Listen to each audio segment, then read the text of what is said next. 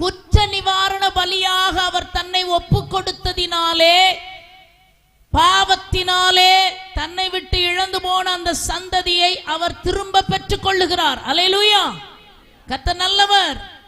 ஆமென். இந்த குற்ற நிவாரண பலியை குறித்து லேவியராகமம் 7ஆம் அதிகாரம் 1ஆம் வசனத்திலே பார்க்கிற பொழுது, குற்ற நிவாரண பலியானது மகா பரிசுத்தமானது. அல்லேலூயா, ஆமென். அதனுடைய பிரமாணத்தை குறித்து சொல்லப்படுகிறது. இந்த குற்ற நிவாரண பலி மகா பரிசுத்தமானது. பாவ நிவாரண பலி எப்படி மகா பரிசுத்தமானதோ, அதே போல் குற்ற நிவாரண பலியும் மிகவும் பரிசுத்தமானது, மகா பரிசுத்தமானது என்று சொல்லப்படுகிறது. இந்த குற்ற நிவாரண பலி எதற்காய் செலுத்தப்படுகிறது என்று லேவியராகமம் 6ஆம் அதிகாரம் 2ஆம் வசனத்திலிருந்து நாம் பார்க்கிற பொழுது, அதிலே அநியாயம் செய்கிறது, மற்றவர்களுக்குரியதை அபகரித்து எடுத்துக் கொள்ளுகிறது, மாறாட்டம் செய்கிறது, பொய்யானை இடுகிறது, இதெல்லாமே அங்கே எழுதப்பட்டிருக்கிறது. இப்படிப்பட்ட பாவங்களை செய்கிற மனுஷன் குற்ற நிவாரண பலியை செலுத்தி அந்த பாவத்திற்கு மன்னிப்பை பெற்றுக் கொள்ளுகிறானா. ஆமென். அருமையான தேவ பிள்ளைகளே, அது மாத்திரமல்ல, லேவியராகமம் 14ஆம் அதிகாரம் 14ஆம் வசனம் சொல்லுகிறது, இந்த குற்ற நிவாரண பலியின் இரத்தத்தில் ஆசாரியன் கொஞ்சம் எடுத்து சுத்திகரிக்கப்படுகிறவனுடைய வலது காதின் மடலிலும், அவன் வலது கையின் பெருவிரலிலும், வலது காலின் பெருவிரலிலும் பூச கடவன். அல்லேலூயா.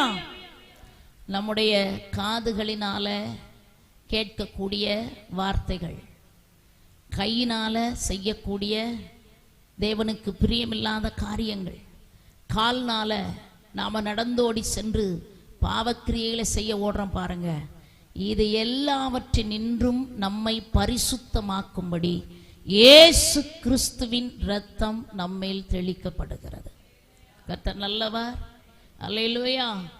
அப்போ இயேசு கிறிஸ்து குற்ற நிவாரண பலியாக தன்னை தானே ஒப்பு கொடுத்து நம்மை மீட்டெடுத்திருக்கிறார். அல்லேலூயா, கர்த்தர் நல்லவர்.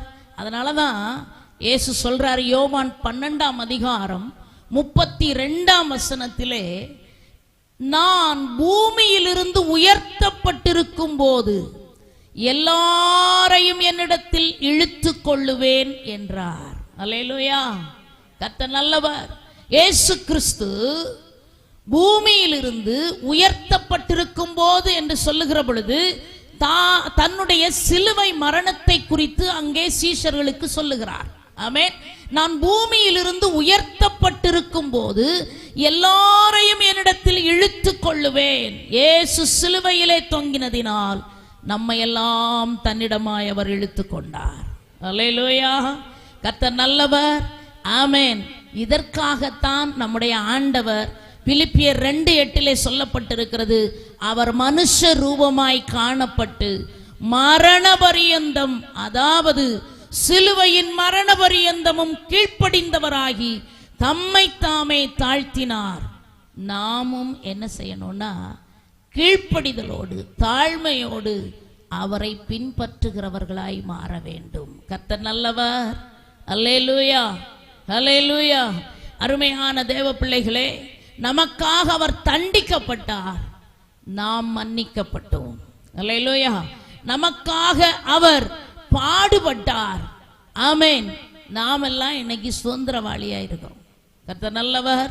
நமக்காக அவர் சிலுவையை ஏற்றுக்கொண்டார், நமக்கு அவர் ஒரு சிங்காசனத்தை தந்திருக்கிறார். கர்த்தர் நல்லவர். அல்லேலூயா. எவ்வளவோ ஆசீர்வாதங்களை கர்த்தர் நமக்கு கொடுத்திருக்கிறார்.